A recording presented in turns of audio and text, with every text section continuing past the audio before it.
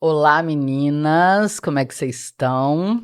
Vamos para mais um episódio do nosso podcast A Coragem de Ser, sempre escolhendo mulheres especiais para trazer para vocês. E hoje eu tenho aqui uma alegria muito grande de trazer para vocês essa mulher linda, essa mulher competente, Priscila Casagrande. Ela é fonoaudióloga, mas ela vai contar para vocês, ela é fonoaudiólogo de uma área super especial, que me encanta muito, não só porque isso traz, para quem é atendido por ela, mas pelas famílias que são atendidas por ela, é uma maior capacidade, né, de ser feliz, de se colocar no mundo, que é com famílias que possuem crianças, que têm o transtorno Do do espectro espectro autista. autista. E é interessante esse convite para Priscila, também tem a ver com o fato, né, de no próximo mês, no dia 2, de abril, a gente ter uma data, né, para estar ali, não sei se diria que comemorando, mas para estar refletindo sobre, né, Conscientizando, para né. estar conscientizando, as pessoas da importância, né, desse olhar e desse cuidar, né, das pessoas que têm, né, essa característica dentro, da sua forma de ser. E além disso, né, e também por causa disso, imagino, né, você também é terapeuta familiar. Isso. E, é muito interessante, a gente estava conversando, não agora, mas quando a gente se reencontrou depois de 10 anos, que eu tive a oportunidade de, pela primeira vez, ter estado com a Priscila, né, em 2014, num evento, num treinamento, num workshop que foi em Empretec, e sempre ele é muito impactante, e ela vai trazer um pouco da importância disso. E, mais recentemente, no início do ano, quando eu lancei, o Acelera 2025, ela mandou uma mensagem para mim: "Lembra de mim? Isso Tô aí. querendo estar aproximando de você mais uma vez", e eu fiquei muito feliz, né, você participou da nossa primeira turma presencial, foi um momento muito gostoso também, né, nós estávamos lá só entre mulheres empreendedoras, e aí, como o universo ele vai trazendo sempre para perto, né, pessoas É. especiais, você chegou de novo. E eu queria te dizer que você é muito bem-vinda, querida, e as meninas vão conhecer um pouco, né, da sua história, dessa mulher corajosa, dessa mulher inovadora, dessa mulher que busca, né, com excelência, estar fazendo, né, a sua contribuição no mundo. Então fala um pouco para as meninas sobre Priscila, da onde você vem, como é que veio, né, essa escolha pela fonoaudiologia e essa área específica, né, que é estar cuidando, né, das crianças que têm esse transtorno. Conta um pouco da sua história, depois a gente vai batendo um papo. Muito obrigada pelo convite, eu me senti muito feliz e honrada, né. Você sabe que eu sou sua fã, não Hum. tem outro nome a não ser fã, né, então, admiro muito seu trabalho, admiro você como mulher, como pessoa, né, o que você faz fora da sala também é muito legal, eu também gosto muito desses esportes de aventura, o contato com a natureza, eu acho que isso faz bem pra gente. Sim, E nós, como mulheres, né, nos abastecemos, e é importante a gente entender o que que nos abastece, né, a sim. gente escolher fazer coisas que nos abastecem. E esses esportes em contato com a natureza me abastecem muito. Então eu estou muito feliz de estar aqui hoje. Eu sou formada há 21 anos, né, e eu, dentro da faculdade ainda, lá nos meus 20 e poucos anos, eu era muito organicista. Eu achava que existiam células nervosas e neurotransmissores e que, se houvesse algum desequilíbrio, era só tomar um remedinho que isso se resolvia. E eu precisava sempre de uma causa física. Eu precisava achar um exame palpável que comprovasse aquela patologia. Pois então eu me encontrei com o autismo. E foi uma grande desconstrução, Dessa questão dessa questão organicista. lógica, cartesiana. Sim, e sempre muito organicista, porque eu procurava no corpo, né, Aham. e a gente sabe que dentro da medicina tradicional existe essa referência, né.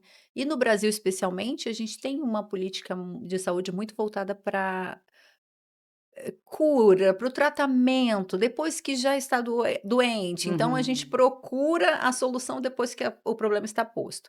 Mas quando eu me encontrei com autismo, há mais de 20 anos atrás, eu tive um impacto muito grande, porque não existem até hoje, né, não existe um exame específico que você encontre o diagnóstico do autismo. O diagnóstico do autismo é comportamental. Então, o neurologista observa o comportamento dessa criança, o professor observa, o psicólogo observa, o fonoaudiólogo observa. Então, a junção de todas essas informações a partir do comportamento da criança em vários ambientes é que se conclui um diagnóstico e o transtorno do espectro do autismo é um prejuízo na comunicação, na interação social, com movimentos repetitivos e pode estar associado ou não a transtornos do processamento sensorial. Então, às vezes, é comum você ver uma criança com a mãozinha na orelha, porque ela tem uma hipersensibilidade a sons, um som que para a gente, às vezes, não incomoda, para essa criança é muito aversivo, às vezes o toque, enfim, várias questões sensoriais. E eu encontrei uma vez no estágio da faculdade, um jovem de 1,90 m do interior do estado, com um pai muito humilde. E esse rapaz era autista, e ele ia fazer um exame de audiometria, na verdade uma avaliação audiológica. E aqui é importante chamar a atenção, porque muitas crianças, antes de ter o diagnóstico de autismo concluído, são avaliadas para ver se não é surda. Uhum. "Ah, eu chamo, ele não olha, ele não deve estar ouvindo". Então isso, é é muito comum até hoje. E aí fomos fazer a avaliação desse menino, desse rapaz enorme, todo mundo com medo. As colegas estagiárias e aquilo tudo ainda era muito novo pra gente que era estudante, mas para medicina também. Enfim, eu falei: "Ok, vamos lá, é uma pessoa". Antes de olhar para o diagnóstico, eu não tive medo, porque era uma pessoa. Então percebe que tem a ver com quem eu sou também e não apenas com o meu diploma, Uhum. com a formação que eu tinha, mas a minha história de vida e tudo que eu vivi e que me compõe. Uhum. E eu consegui, e eu virei para aquele rapaz e o pai falou bem assim: Ele bate, não pode tirar o chapéu, o boné da cabeça dele". E a gente precisava tirar o boné. Então eu me aproximei dele, tentei fazer um contato visual e falei: "Olha", mostrei tudo que a gente ia fazer. E aí perguntei: "A gente pode tirar seu chapéu?". Eu falei: "Pode tirar o chapéu?". Por quê? É importante falar frases curtas e simples para que ele entenda. Então eu mostrei: "Ó, isso é o fone, vai colocar aqui, vai ouvir pi". Então o que que eu fiz naquele momento? Eu antecipei para ele. Eu descrevi tudo que ia acontecer naquele ambiente estranho que ele nunca havia estado. E isso fez com que a gente conseguisse fazer toda a bateria. Ele mesmo Ele tirou o tirou. boné. Nós conseguimos fazer e fechamos com chave de ouro e eu me emociono de lembrar disso. Uhum. Ele entrou na cabine e a gente precisava fazer o índice de reconhecimento da fala. Então, eu não segui o protocolo. Uhum. Naquele momento, intuitivamente, eu adaptei o protocolo e eu tampei a minha boca e era uma palavra que era do ambiente dele, que o pai era fazendeiro, e aí eu tampei e falei: "Vem vaca, vem!". E ele lá dentro, com uma intensidade muito pequena no fone, ele repetiu: "Vem vaca, vem!". Então todos nós, assim, choramos de alegria, o pai ficou muito emocionado naquele momento, porque a gente teve certeza de que ele estava ouvindo e da importância da previsibilidade para o autista. Então, antecipar aquilo que vai ser feito com a criança. né. Então, falar com a criança, mesmo que ela ainda não fale. Então, descrever o que vai acontecer. Então, olha, foi uma experiência incrível, a partir dali eu nunca mais fui a mesma. E é interessante, né, quando a emoção te inunda, e todas as vezes que a gente conversa sobre isso, a gente conversou muito no Acelera, e a gente estava ali, né, conversando um pouco também, o quanto que você tem, né, nessa nesses seus protocolos, nesses seus atendimentos ali, né, é uma causa, que é a causa de trazer para o outro condições de estar, né, se relacionando melhor, né, se colocando no mundo melhor, mesmo que tenha uma característica diferente daquilo que é o padrão. E eu acho interessante, porque o seu processo na tua clínica não é de atender somente a criança, né, você atende a criança sempre com o cuidador, ou na maior parte das vezes a cuidadora, Aham. a mãe, né.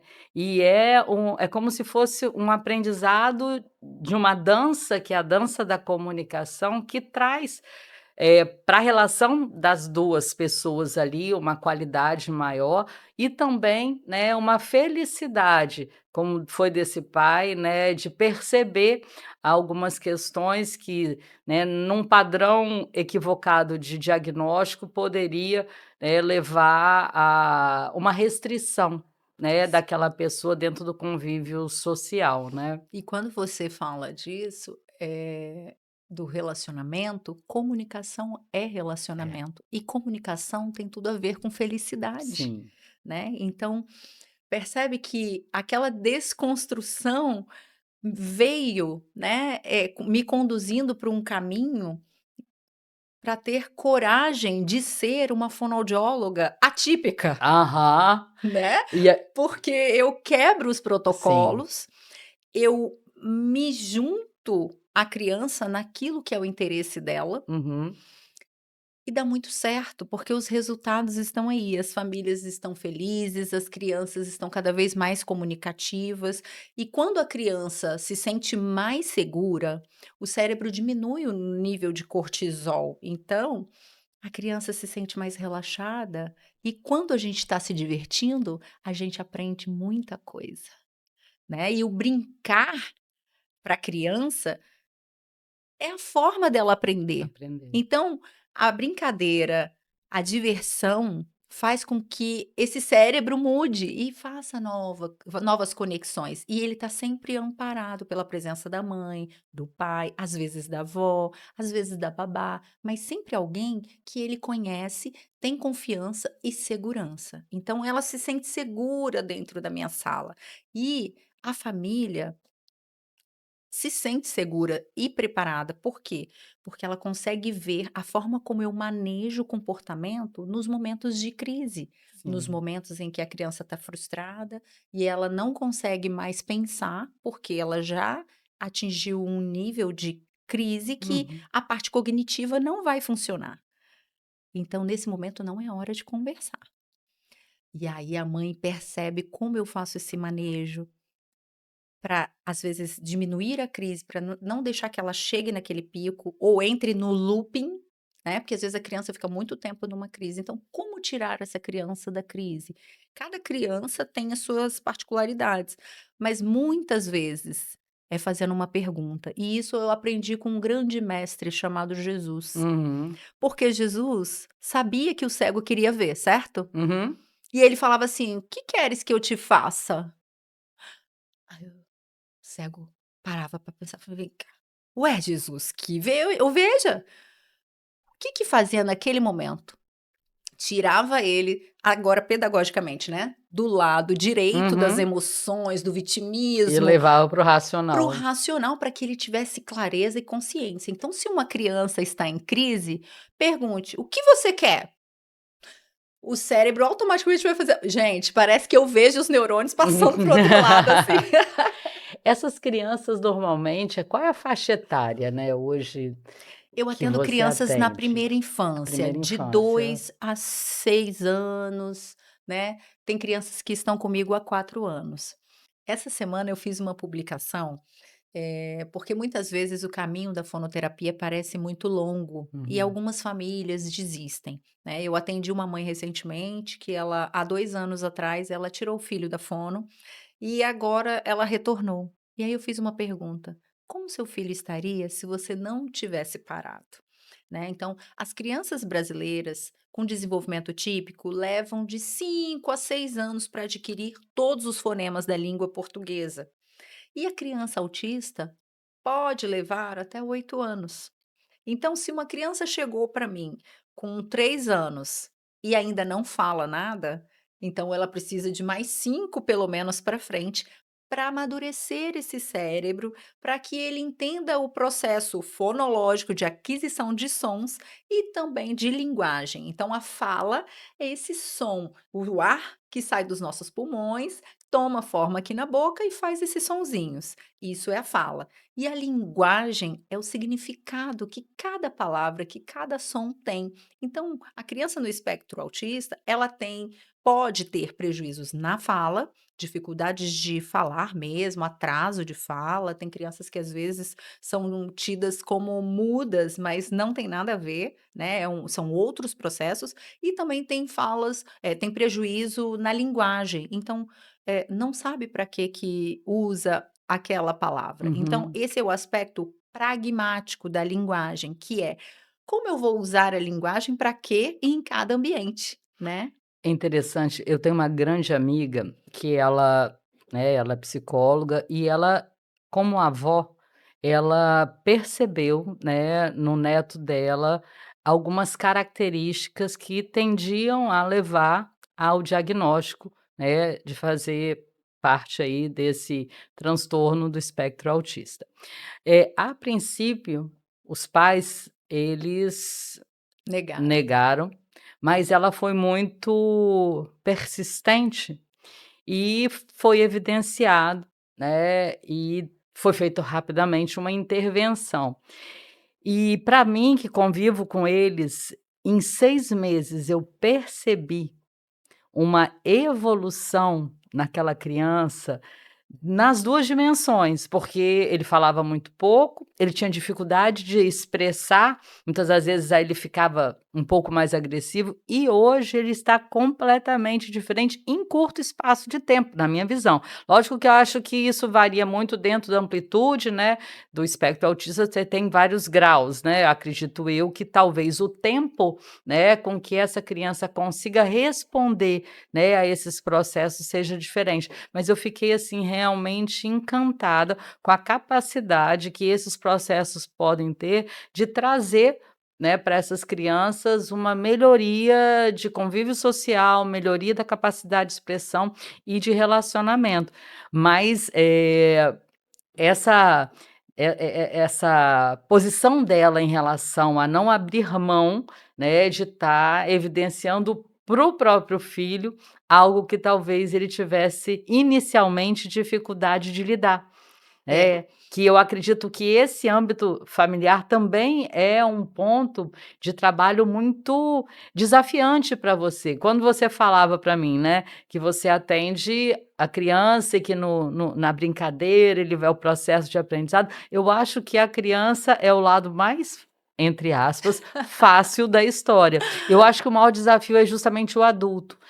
Que a princípio, né, não está dentro do espectro, está dentro daquilo que é o padrão, aquilo que é o típico, mas que dentro, né, da sua forma já mais cristalizada de ser, tem um pouco mais de dificuldade, não só de aceitar, mas também de entender esses protocolos. sim.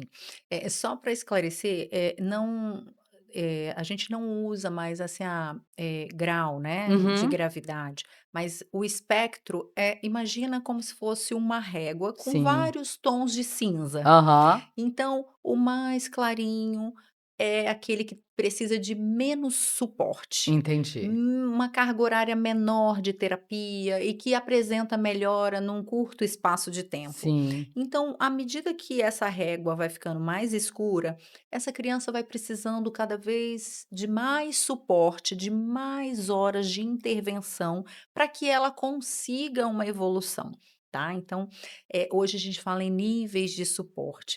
né. Então, existem crianças que estão dentro do espectro, que têm a linguagem comprometida, existem outras crianças que podem ter comorbidades associadas ao espectro autista, porque tem criança a criança autista, ela não tem deficiência intelectual, mas pode ter algum caso com Sim. deficiência, intelectual associada. Da mesma forma que podem ter transtornos motores de fala, como uma apraxia de fala, então você imagina, uma criança que tem um prejuízo na comunicação, associada a um transtorno motor, que é isso? Ela tenta falar "pai" e sai "ti", não porque depende da vontade dela, mas por processos complexos, Uhum. falha nesse processo motor de fala. Dito isso, vamos para a parte da família, né, da aceitação do diagnóstico, então assim, é um diagnóstico É. impactante, e eu já tive experiência com várias formas de receber esse diagnóstico, assim, atendendo as famílias. Eh, Tem uma família que eu amo muito, ela hoje não está mais aqui no Espírito Santo, aqui em Vitória, né, ela foi para o interior, e a mãe teve uma aceitação, belíssima, porque ela falou assim: "Priscila, eu amo a minha filha, independente se ela é loura, se ela é morena, se o olho dela é azul, se o olho dela é preto. Assim também eu amo a minha filha, independente se ela tem um diagnóstico de autismo ou não." Aquela mãe olhava para a criança, ela olhava além do diagnóstico, além do laudo. É claro que aquela mãe também se entristeceu, porque cada um tem uma forma de receber, mas já aconteceu de a criança ter 3, 4 anos de diagnóstico e a família, ou o pai, ou a mãe, ou a avó, não aceitarem o diagnóstico.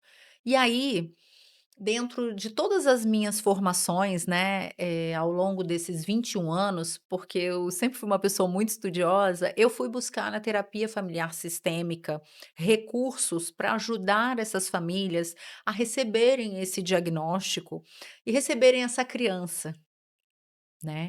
Então existem, processos psíquicos muito complexos dentro do ser humano, e todo sintoma conta uma história. O sintoma, o nosso corpo adoece, ou um sintoma, é uma voz sussurrante, que quer trazer algo que muitas vezes a gente não quer olhar.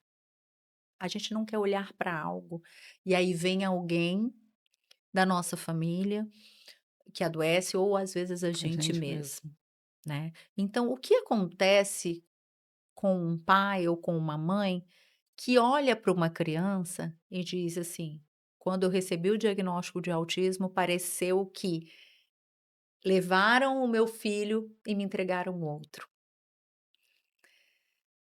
Não estou julgando esse pai, porque a minha postura como terapeuta tem que ser neutra. Eu não posso julgar. Ele tem dores, ele tem expectativas como homem, né, vamos falar aqui do Uhum. pai, que foi a situação que você trouxe, e aquela criança veio para trazer alguma mensagem de aprendizado, porque a dor, o luto, a alegria, a raiva, todas as nossas emoções são instrutoras e são mensageiras, porque elas comunicam algo com a gente. Então, como a gente pode ajudar a família a aceitar um diagnóstico? Primeiro, tirando o diagnóstico, botando ele de lado e enxergando uma pessoinha que está ali dentro Uhum. daquele corpo, porque a criança não é cérebro, a criança é uma pessoa. Tempo não é dinheiro, tempo é vida. Então, Uhum. quanto tempo da vida dessa criança você vai perder olhando para o diagnóstico, Uhum. deixando de ver essa criança? Então, para onde você olha quando você vê? O que você vê quando você olha para o seu filho? Uhum. Essa é uma pergunta que eu posso deixar para vocês refletirem, né? O que você vê, o que você sente quando você olha para o seu filho autista, para sua filha? Olhe para o seu filho, para a sua filha.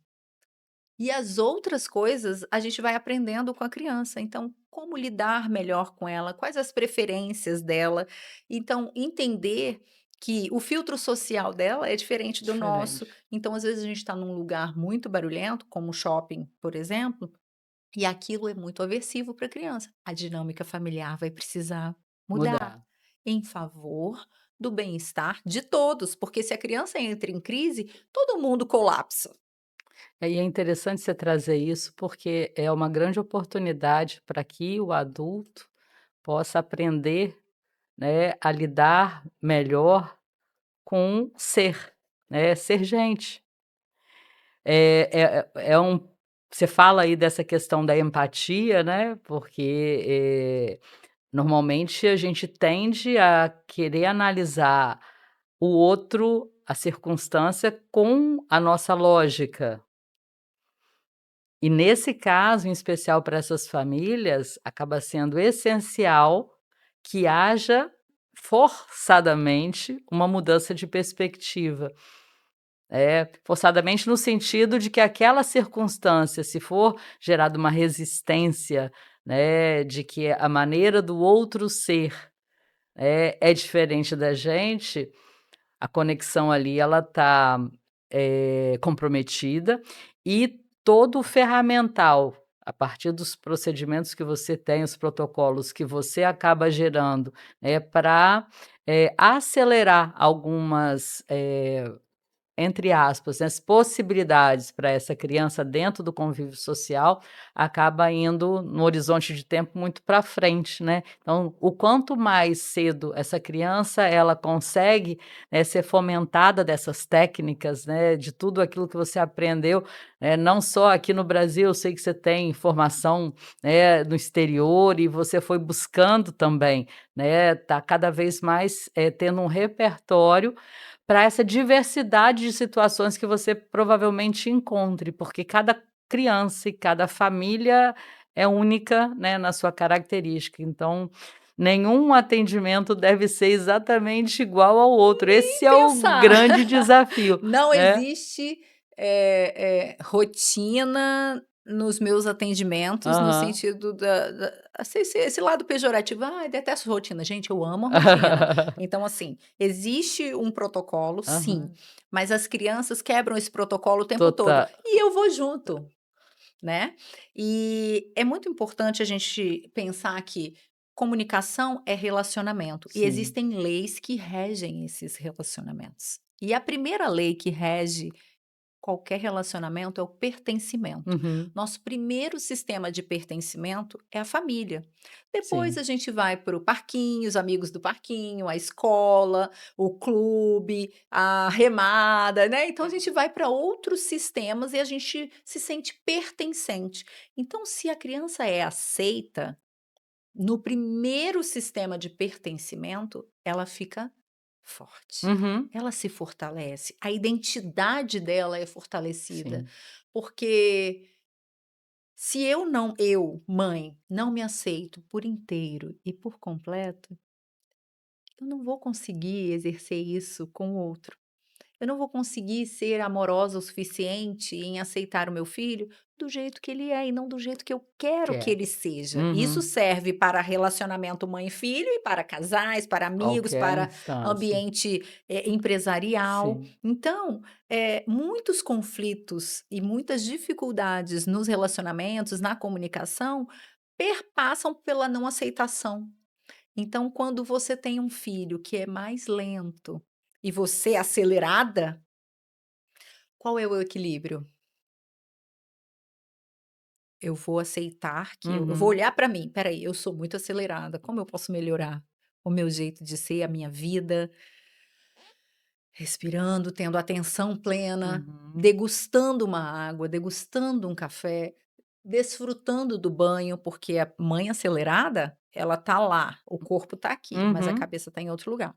Então ela tá com a criança, eu falo que toda criança autista nos convida a sentir, porque eles estão com todos os sentidos aguçados ou abafados, porque existe uma hipossensibilidade, aquela criança que às vezes se machuca e não sente dor, ou uma Hiper. hipersensibilidade, como eu falei do estímulo Uhum. auditivo, às vezes visual.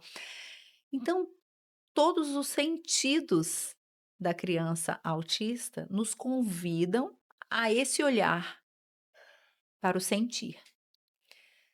E aí, quando eu falo de sentir, eu olho para minha terapia. Como eu vou fazer essa criança falar, se comunicar, interagir, sair desse silêncio?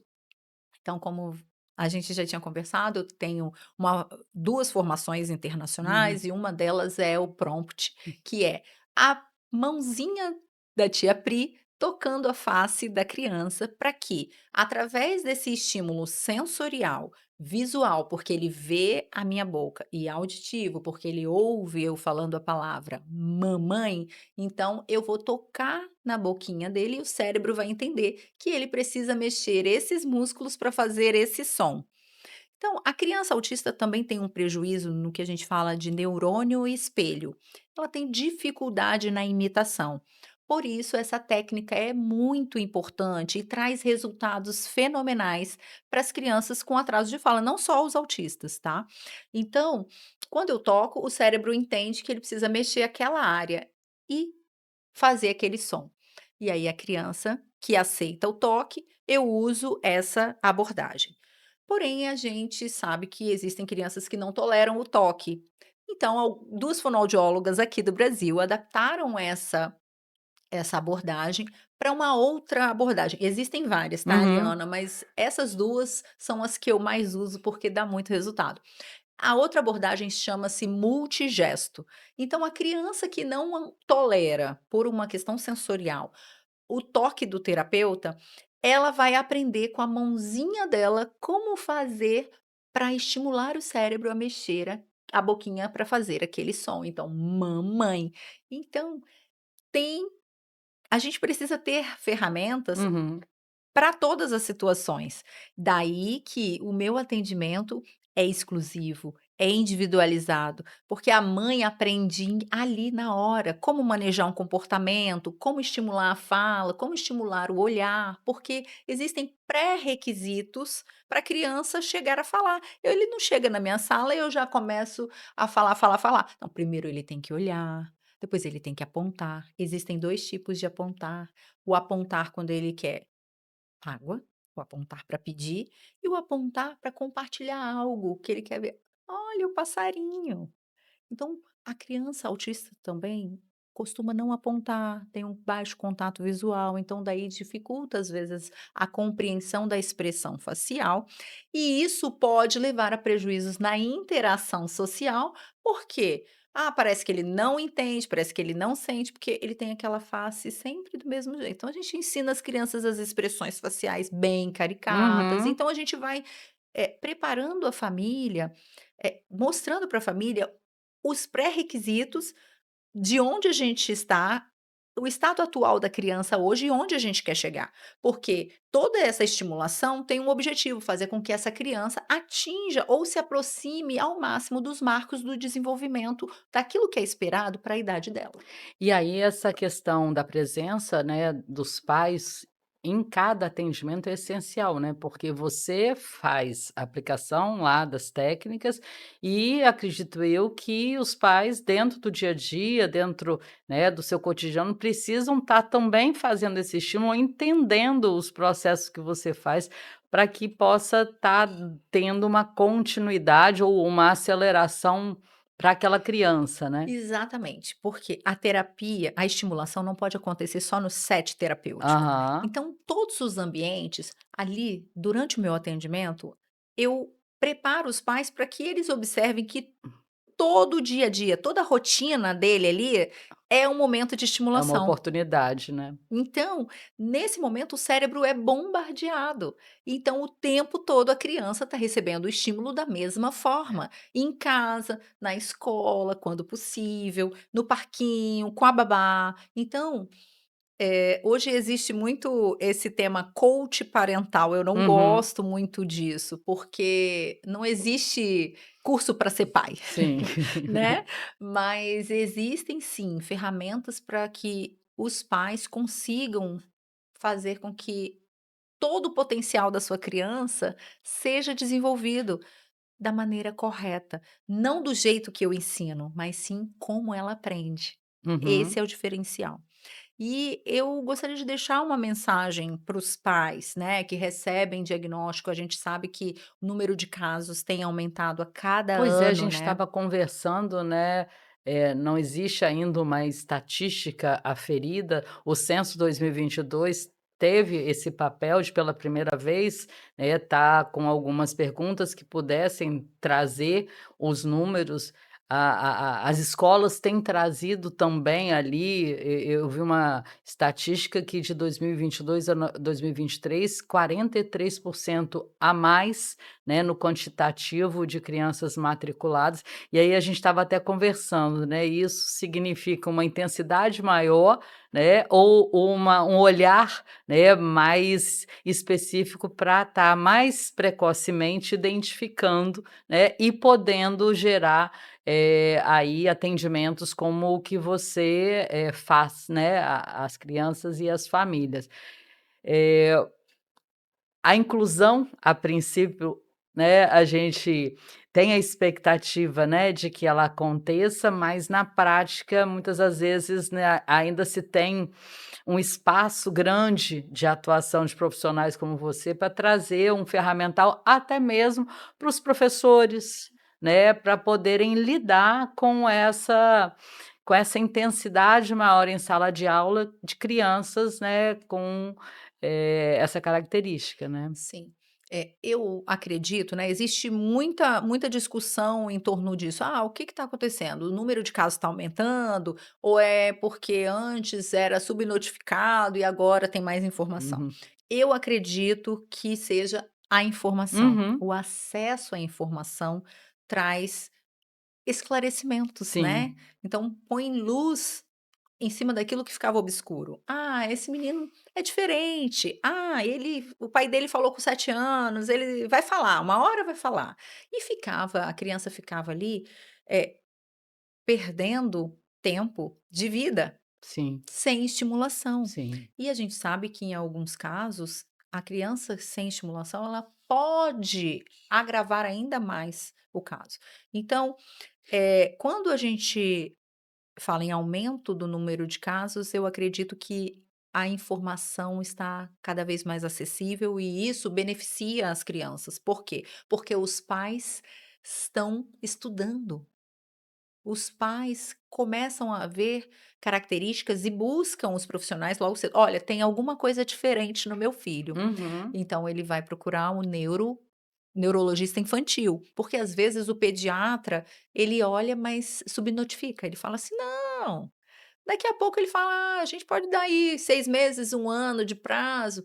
A gente já perdeu 6 meses e um ano, a gente sabe que dentro da primeira infância tem uma janela, né, de neuroplasticidade, os neurônios estão ali, ó, a todo vapor, nascendo novos neurônios, fortalecendo novas conexões neuronais, então é importantíssimo a intervenção cada vez mais Mais cedo, cedo. né. Então assim, a gente sabe que na Europa, nos Estados Unidos, já existem protocolos para identificar sinais de autismo em bebês de 4 meses. Então, se você percebe, né, eu quero deixar um recado aqui para mamães, se você percebe que seu bebê é um bebê muito quietinho, muito silencioso, é um bebê que não tem aquele sorriso, né, que com 4 meses o bebê já começa a dar aquela Uhum. risadinha quando ouve o som da voz da mãe e do pai, procure um neurologista infantil, procure um fonoaudiólogo que saiba atender crianças autistas, que tenha experiência, né, em comunicação, nessa área. Então você imagina, uma criança que foi diagnosticada com 5 anos e um bebê que foi colocado em risco para autismo, porque não se concluiu o Uhum. diagnóstico, com 4 com 6 meses, com Sim. um aninho, né. Então a janela de estimulação ali, né, de neuroplasticidade é fantástica, por isso que alguns pais que descobrem, eles querem correr, correr, correr, fazer muita, terapia para que essa criança consiga melhorar. E o que acontece, que a gente vê, com 6 meses, se a criança começou a fazer terapia, ela não mostrou nenhuma evolução, retorne ao médico e reveja a equipe que Hum. está estimulando seu filho, Uhum. porque nenhum cérebro fica do mesmo jeito durante 6 meses. Sim. Se você pegar um bebê recém-nascido e uma criança de 1 ano, esse primeiro ano de vida, o boom de desenvolvimento é surreal, Sim. é muito intenso. Então, não deixe passar, porque a primeira infância é um período, eu falo assim, é vital. Fértil. Não, e é vital para a criança Uhum. se desenvolver. Sim. Então, nesse momento, não dê telas para o seu filho, porque o que está acontecendo também, crianças que estão desenvolvendo características autísticas por hiperestimulação ou hiperexposição à tela. As redes sociais e É, a babá, né, então, moderna. eu me preocupo muito, né, Uhum. porque esses bebês beta, Uhum. né, da geração beta, podem ter muitos prejuízos, já estão tendo. Eu já atendi crianças, especialmente no período pós-pandemia, que as mães não tinham o que fazer. Não é um julgamento. Às vezes as mães precisavam colocar a criança numa tela para conseguir minimamente cuidar da casa. E aí aconteceu que talvez perderam o time Sim. e essa criança ficou muito tempo. Crianças que às vezes apresentam tiques. Uhum. Por quê? Porque o cérebro está hiperestimulado, mas o contato olho a olho ficou aquém. O hiperestimulante é a tela, e o cérebro da criança não está preparado para isso. E aí ela vai perdendo outras coisas. E é muito importante, dizer também que existe um processo de poda neural. Então, assim como o jardineiro poda as árvores, que tem aqueles galhos que estão Uhum. sobrando, que parecem que não são muito usados, assim são as conexões neuronais. Então, se a criança tem, a gente vai fazendo várias conexões ao longo da nossa vida, e a criança faz muitas conexões. Só que por volta dos 2 anos, o cérebro olha e fala assim: "Vamos dar uma faxina aqui que tem muita coisa acontecendo". Eu acho Fazer uma que limpeza, uma né. limpeza. Então vamos podar aqui, cortar ali, tal, tal, tal. E o que acontece? Uma criança que teve o desenvolvimento típico até 2 anos, pode ter uma regressão, é o que a gente chama de autismo regressivo. Ela começa a perder algumas habilidades, ela para de olhar no olho, para de atender quando é chamada, ela não imita mais, ela para de falar. Falava mamãe e papai, agora não fala mais, porque ela teve um processo de poda neural que excluiu ali, eliminou ali algumas habilidades que ainda estavam muito frágeis. Estava ainda em processo de não De tinham solidificação, é como se fosse um galho solidificado. da árvore mesmo, Uhum. aquele galinho tá bem fininho, "Ah, vamos É, podar", aqueles que e como fazer para esse galho ficar forte? Repetição, é. repetição, repetição. Por isso que é importante falar com a criança em todos os ambientes. Vai dar comida? Conversa com seu filho, chama para ele fazer o contato visual. Vai dar banho? Fala com seu filho, canta musiquinha. Vai botar para dormir? Lê uma história, fica de frente, deixa ele ver seu rosto, deixa ver a sua boca mexendo, né? Então, toca o filho, fala o nome das partes do corpo. Então, utilize todos os Os estímulos, ambientes né. para estimular a comunicação. Perfeito. Nossa, quanto aprendizado para mim aqui, e acredito para as meninas que estão assistindo. E assim, você falou lá no início da nossa conversa, o quanto que, você se permitiu ser uma fonoaudióloga diferenciada. Porque você optou ir por um, né, por um caminho que, para viver esse caminho, eu imagino que você tenha tido que enfrentar, né, algumas dificuldades, né.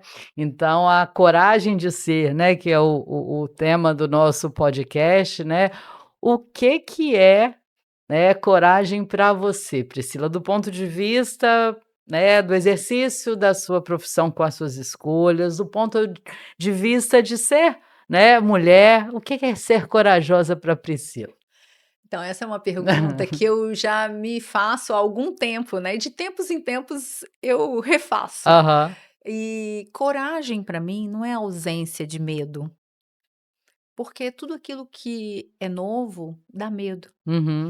mas coragem para mim é agir apesar do medo. Se der Sim, medo, vai com medo mesmo, né? sim. Mas de ter coragem de ser autêntica, porque eu não posso abrir mão dos meus valores por nada, porque senão eu me negligencio. E aí fica incoerente a minha comunicação. Eu Uhum, sou uma profissional da comunicação. uhum, E ser é diferente de estar. Então, quem eu sou não é mutável. Eu sou Priscila aqui na Europa, no Japão, em qualquer lugar, mas eu posso estar. uhum, Estar triste, estar com fome, estar com sono, isso é transitório. Então, é muito importante a gente entender que, às vezes, a gente tem momentos difíceis que a gente precisa romper, mas você não é um fracasso porque você teve um fracasso. E uhum, eu tive que fazer um planejamento estratégico uhum, que me ajudou muito quando eu fiz o Empretec, porque na faculdade eu não aprendi a administrar uma empresa, né? Eh, e ali foi muito importante, porque eu precisava ter metas, porque eu trabalhava em clínicas e eu era submetida às regras dessa clínica. Eu não podia atender os pais dentro da sala, porque as clínicas, primeiro, não autorizavam, uhum, criticavam uhum. e às vezes nem tinha um espaço físico adequado para aquilo. E eu não me conformava. Então, eu tive que romper com isso. O que é que eu fiz? Fiz um planejamento, me preparei financeiramente, emocionalmente, todos os entes. E aí, na pandemia, veio a pandemia. Eu falei, meu Deus, eu tinha programado abrir o meu consultório em março Aham. e veio a A pandemia, pandemia. exatamente. E aí eu abri o consultório em maio, quando deu aquela abertura, Pequena brecha. pequena brecha. Eu fiz um atendimento individualizado, eu atendia uma criança, eu atendo até hoje, né, mas como eu fiz naquela época, eu atendia uma criança, meu atendimento é de 40 minutos, tinha um intervalo de 20 minutos para higienização e preparação do ambiente, então na recepção não tinha contato de outras pessoas, sempre estava, né, só uma pessoa, então as mães se sentiam seguras e as crianças não ficaram sem atendimento. Uhum.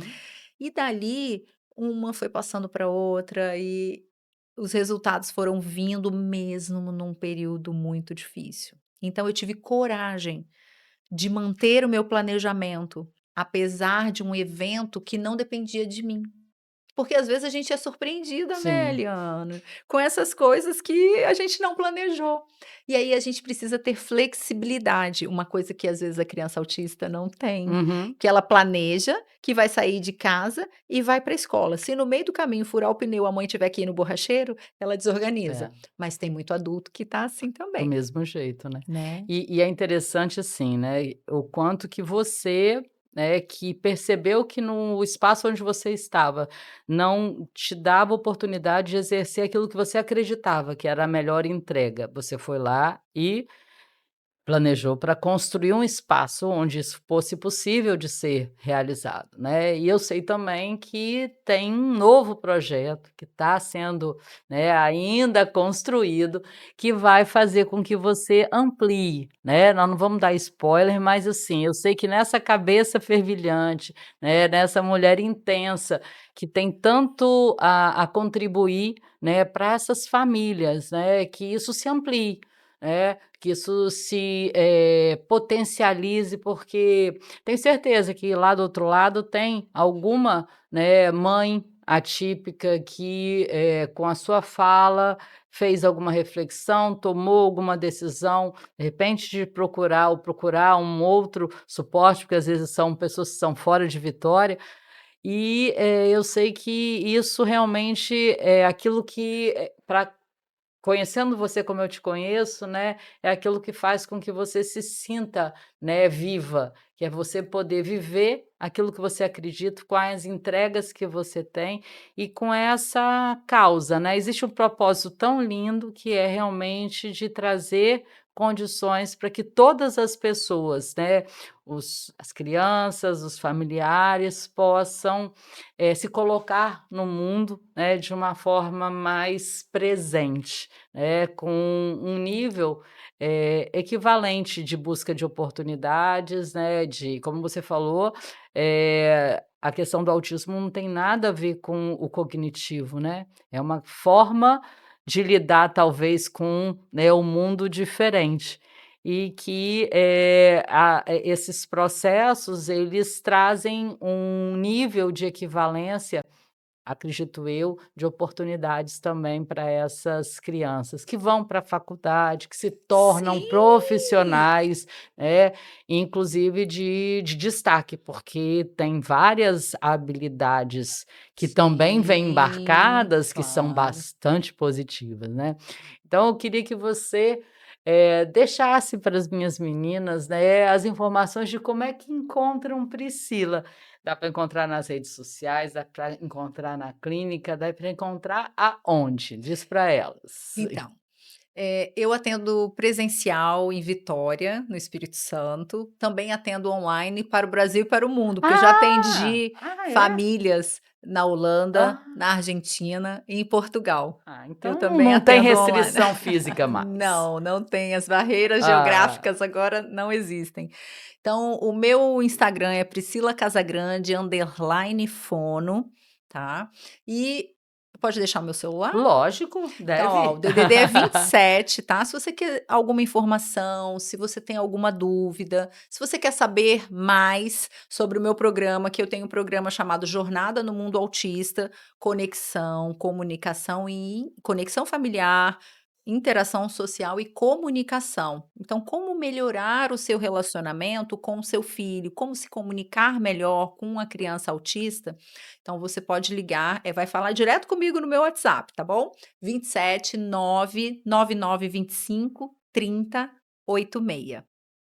Querida, muito obrigada por você ter vindo, uma felicidade muito grande que a gente tenha. Nós vamos estar juntas, né, no próximo domingo. Isso. Nós vamos remar juntas, a gente remou, depois do Acelera, e a gente vai participar de um evento lindo, que depois vocês vão descobrir qual é. Acompanhe, aí o evento não vai aparecer no canal do YouTube, mas vai aparecer no meu Instagram e vai aparecer no Instagram da Priscila. Vocês vão acompanhar para vocês perceberem a força das mulheres. Isso. Obrigada, meu amor. Eu agradeço muito, muito feliz com o seu convite, honrada, né. Espero que tenha também esclarecido e ajudado vocês de Nossa. casa, tá bom. Então eu quero Dessa vez eu fiquei quietinha, porque eu estava aprendendo tanto, porque, assim, eu não sou mãe, né, mas eu convivo com várias mulheres, né, e sei do quanto que a maternidade é um desafio, e saber lidar com esse processo de ser mãe, né, numa dimensão muitas das vezes um pouquinho diferente, ter alguém como você para dar esse suporte, conduzir, né, você conduz, na realidade não é só a criança, né, é aquela mãe também dentro do processo, isso é lindo. Parabéns pelo seu Obrigada. trabalho. Então você que é mãe, seja tão amorosa com você quanto você é com seu filho. Não se cobre demais, não se esgote. E se você cansar, lembra de descansar, não de desistir, tá bom? Um beijo, muito obrigada. Beijo, meu amor.